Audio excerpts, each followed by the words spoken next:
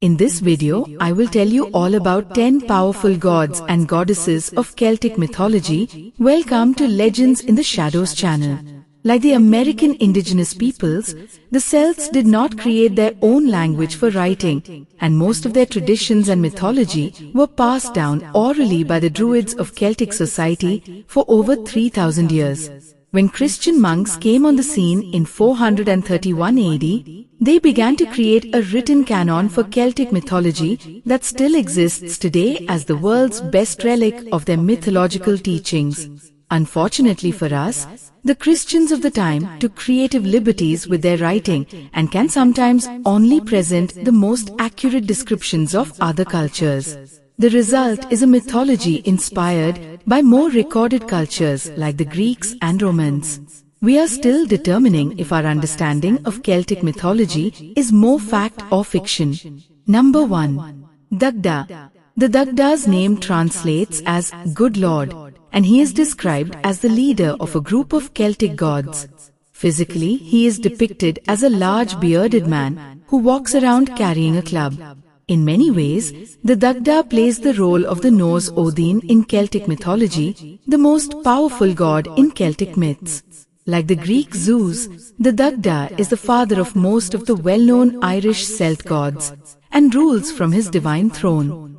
He is primarily associated with the club and cauldron as symbols of wisdom, power, and abundance. Like other gods in Celtic mythology, the Dagda is said to belong to a race of supernatural beings called the Tuatha Dé Danann. Number 2. Danu. Danu is the counterpart of the Dagda in the Celtic pantheon and the matriarch of power. Some sources describe her as a mortal woman who is an ancestor of the gods, but there remains some speculation about her role in the Celts' creation myth. Only a few accurate physical representations of Danu exist today. Nevertheless, symbols most frequently associated with Danu are fish, seagulls, horses, water, wind, crowns, keys, gold, umber, and the triple goddess symbol, which is believed to represent the 3 stages of a woman's life cycle: maiden, mother, and old woman. Number 3. The Morrigan. The Morrigan was the Celtic version of the Nordic Valkyrie. She took the form of different animals, most often a crow called Bulb, and often inspired warriors to be heroic and brave. In Celtic folklore, victories in many battles are attributed to the Morrigan's guiding hand. Morrigan is depicted as the wife of the Dagda. In her adapted form of Bulb, she is said to be the wife of Nate, the god of war. Morrigan's name is translated as Ghost Queen, and she is most likely the inspiration for the Arthurian legends as the evil sister Morgana. Some historians suggest that the story of King Arthur is inspired by a cultural battle between the Brittonic and Celtic cultural wars. Number 4. Angus. Angus is the Celtic god of love and the son of the Dagda. He has played an integral role in many Irish myths since the heyday of Celtic culture. Being the god of love, Angus' most famous story is his love story with Caer Ibermeath, a woman who becomes a swan due to a curse during Samhain, Halloween. Angus claims to know her as a swan as well, and when he finds her, they fly away together in joy. Angus' Greek equivalent would be Hermes, the divine messenger or Cupid. His name in Irish means vigorous, and he is known to carry many mythological artifacts. Just because Angus is a lover doesn't mean he isn't a fighter, as he carries 2 swords named Great Fury and Little Fury, and 2 spears of power. He plays songs for maidens and young men using a golden harp and kisses lovers, which evokes memories of better times after they have parted. Angus rides on a white horse that needs to be kept unbridled at night, or he releases water and drowns those nearby, which happens to 2 cattle herders in one poem. Number 5. Cleodhana. If Angus is the god of love, then his goddess counterpart would be Cleodhana, the goddess of beauty. She surrounds herself with brightly colored birds who eat from a tree from another world. Instead of Eve's eating of the fruit causing humanity's destruction, Cleodhana uses it to heal those sick and suffering from famine. Her story sometimes turns dark when she drowns while crossing the ocean for her mortal lover. Depending on the retelling of the story, she may die and become another entity known as the Queen of the Banshees. Funnily enough, the legend of Cleodhana kissing the Blarney stone became popular in Ireland when the ruler of Blarney Castle prayed to her. She told him, "Whoever kisses the Blarney stone will be granted the ability to deceive." Her symbol in Celtic culture is 3 birds. Number 6. Lugh. Lugh is an Irish mythological warrior god, believed to be the creator of many sporting events from Celtic culture. He often carries a flaming orb with him and rides into battle on a white horse accompanied by his trusty dog Felinis. He is a young warrior who is large and handsome, with bright red cheeks and bronze-colored skin. Many stories of Lugh show him as the king of men, and most stories of him are associated with a type of demigod folk hero rather than an actual god. Lugh's control of storms brings to mind Thor, his Nordic counterpart, but the story of him killing a god called Bala, the evil god of chaos, shows similarities to Loki's killing of Balder.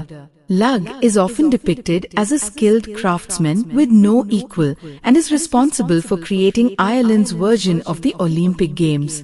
Many recreational activities such as chess and fishing are associated with Lugh. He is a great king and figure in most myths. That ends abruptly when the Dagda's grandsons kill him in revenge for the murder of their father's Sermate. Lugh's propensity for the arts has led to him being declared the inventor of all arts by the Romans. Please be sure to like, subscribe and share our video. Number 7. Brigid. Brigid is the daughter of the Dagda and a goddess of protection and wisdom in Celtic mythology. She is like the Greek Athena, and many believe she is the inspiration for Saint Brigid in Christianity. She is known for being a healer and protecting those in need, such as pets. She is the goddess worshipped by poets and a radiant beauty to all. Her name in Old Irish means the High One. The Celts worshipped her together with Lugh because she was a harbinger of light as well as a master of blacksmithing and craftsmanship. Several deities in Celtic and other cultural traditions share a name with Brigid, and their stories form the basis of modern ideas of maternal family households. Their symbols include fire, wells, and cattle, all of which bring life in different ways. Number 8. Cernunnos. Cernunnos is the Celtic god of thunder and bears the most resemblance to the Nordic Thor. Both their names come from the same dialects, and they are both considered workmen gods, whereas Thor carries a hammer and Cernunnos carries a wheel. Many Gaelic artworks depict Cernunnos, one of the most recognizable characters in Celtic mythology. Like Thor in Norse mythology, there are many images of Cernunnos fighting a giant serpent, which likely comes from the same mythological roots. He is a tall, bearded man. His symbols include the wheel and the lightning bolt. Number 9. Bala. Bala is the Celtic god of chaos and the leader of a demonic race called the Fomorians, who are believed to have threatened the Irish Celtic people. He is usually depicted with 1 or 3 eyes, which when opened unleash a wave of destruction like the Greek Cyclops. As a result, 7 different whales usually cover his third eye to ensure that destruction does not occur when not intended. If you have ever heard the term eyes in the back of your head, they may refer to the Balas as their eyes are in the back of them. In J.R.R. Tolkien, the Eye of Sauron is possibly an idea he originated from the Bala symbolism. Number 10. Ain. Ain is the fairy goddess of happiness and is often confused with Danu. One thing that Ain is responsible for in myths is changing the seasons. When the seasons changed for farmers during the Celts, it brought wealth to the community. The most famous story of Ain is when she took revenge on a king who was trying to coerce her. She crippled him and made sure that anyone who saw him would know about his acts, and he would feel ashamed. There is also an old Irish law that claims that only a fresh face can rule, which may have its origins in this folding story. One of the most popular old Irish holidays, Midsummer Night, is celebrated in her honor because she has the power to grow crops and make rain.